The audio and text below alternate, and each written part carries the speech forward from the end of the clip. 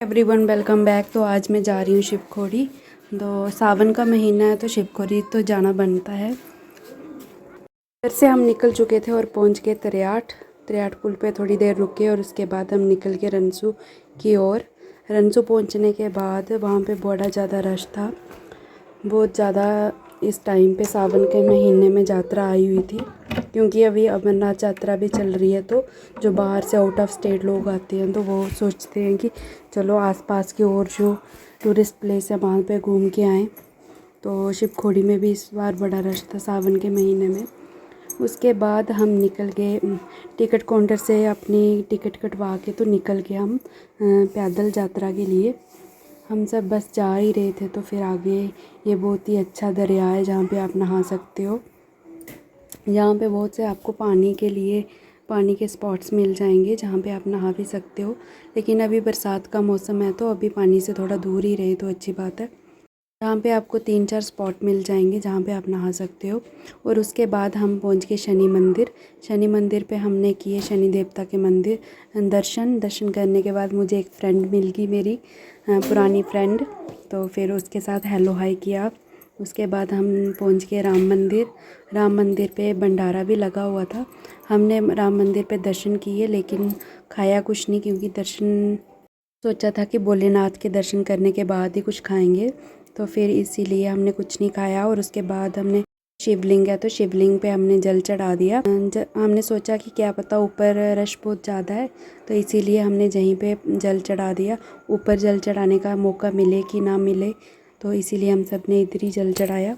और उसके बाद हम चल पड़े ऊपर की तरफ, बाबा के दर्शन करने के लिए शिवखोड़ी की तरफ चल पड़े। मेरे साथ मेरी बहन गई थी, मेरे हस्बैंड गए थे, मेरी बड़ी वाली जेठानी गई थी। हम 5 बंदे गए थे और 6 अगस्त था। हम सब ने जहाँ पे जल चढ़ाया और उसके बाद हम चल पड़े ऊपर शिवखोड़ी की तरफ। रास्ते में व्यू एंजॉय करते करते, ये रास्ते में बकरियाँ रेस्ट कर रही हैं और इतना अच्छा मौसम, सुहाना मौसम हुआ था। छोटी छोटी फुहार बारिश की आ रही थी, बड़ा मज़ा आ रहा था। और उसके बाद ये लक्ष्मी नारायण का मंदिर है जहाँ पे टीका वगैरह लगवा सकते हैं। और उसके बाद हम चलते चलते पहुँच गए हमें जहाँ पहुँचना था। बहुत ही अच्छा मौसम। बीच बीच में रेस्ट करते हुए भी जा रहे थे क्योंकि मेरे हस्बैंड की हेल्थ ठीक नहीं थी। ये देखो लोग घास लेके जाते हुए। और उसके बाद एक बहुत ही मज़ेदार नज़ारा हुआ। हमारे त्रियाट के शिव मंदिर के पुजारी झांकी लेके जा रहे थे, छड़ी लेके जा रहे थे। उनको देख के हमें बहुत ही खुशी हुई कि हमारे एरिया के लोग भी छड़ी लेके आ रहे हैं तो भोलेनाथ के दर्शन करने के लिए। और साथ में और भी उनके साथ त्रियाट के बहुत से लोग थे। और उसके बाद रास्ते में जगह जगह लंगर लगे हुए थे। कुछ व्रत वाला खीर वगैरह भी लगी हुई थी, और जिन्होंने खाना वगैरह खाना था उनके लिए अलग से लंगर वगैरह लगे हुए हैं। जो खाना चाहता है तो खा सकता है। उसके बाद मुझे मेरी देवरानी मिल गई, ये हमारे से पहले ही निकल गए थे। मुझे पता नहीं था कि ये भी आज शिवखोड़ी किए हुए हैं, तो फिर ये बता रहे थे कि हम थोड़ी जल्दी आ गए। तो उसके बाद हम पहुँच गए शिवखोड़ी, जहाँ पे पहुँच के इतना सुकून मिला, बहुत मज़ा आया। जहाँ पे भीड़ इतनी ज़्यादा थी। बाद हमने क्लॉक रूम में अपने जूते चप्पल वगैरह, बैग वगैरह, फ़ोन सब अपने जमा करवाए। और जहाँ पे क्लॉक रूम के साथ ही एक दुकान है, वहाँ से भी वगैरह ख़रीद सकते हैं, आपको नीचे से लेने की ज़्यादा ज़रूरत नहीं है। और उसके बाद जूते चप्पल जमा करवाने के बाद खोड़ी में भोले बाबा के दर्शन करने के लिए, वहाँ अंदर फ़ोन वगैरह ले जाना मना है, तो इसलिए अंदर का वीडियो तो मैं शूट नहीं कर पाई। और वहाँ पे लाइन इतनी लंबी लगी हुई थी, हमें 1-1.5 घंटा लग गया दर्शन करने। हमने दर्शन कर लिए और उसके बाद हम आगे वापस आने के बाद हम कुछ थोड़ा बहुत खाएंगे। और साथ में मोनिका रुक, कैसा एक्सपीरियंस था दर्शन करने का? बहुत अच्छा एक्सपीरियंस था। हर हर महादेव। और सभी कमेंट में हर हर महादेव जरूर लिखें, बोलो।